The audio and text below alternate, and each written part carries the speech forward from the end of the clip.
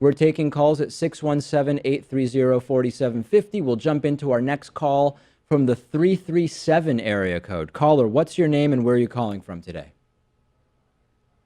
Hello, David. This is Gabriel calling from Youngsville, Louisiana. Great. What's on your mind?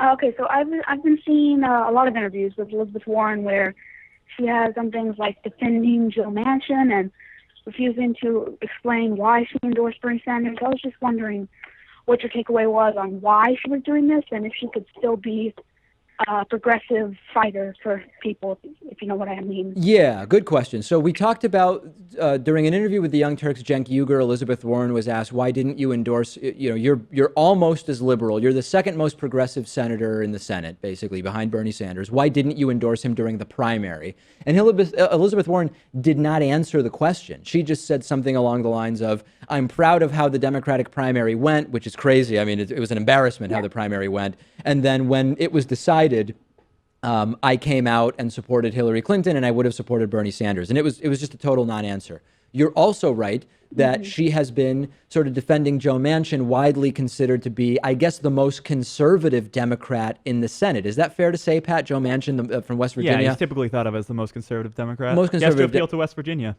When you're in West Virginia, you can't be that liberal, that's for sure.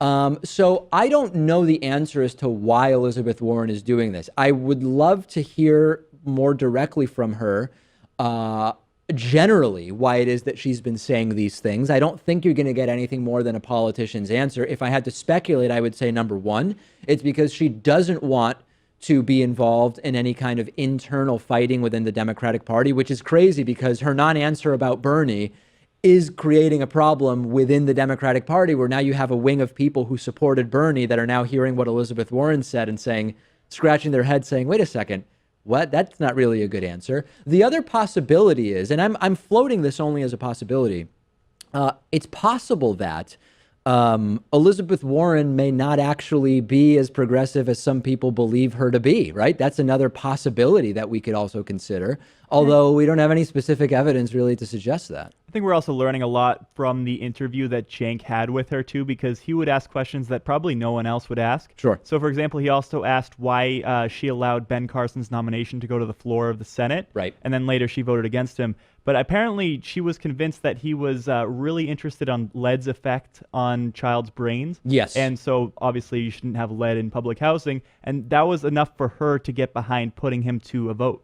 Yeah, that's right. That's right. So anyway, Gabriel, I don't know if we answered your question because there's really no way to know the answer, but those are some of my thoughts about it. Yeah, I never really thought about the possibility that she could be less progressive than she had put on. Yeah, I'm not saying that as an ad hominem, by the way, and I know that there's a whole thing going on now where people are like, don't criticize Elizabeth Warren ever. I'm just thinking out loud. I like Elizabeth Warren. She's been in our studio, and again, she and Bernie are the two most progressive senators and Democrats in the Senate. All right, Gabriel, thanks very much. Appreciate the call.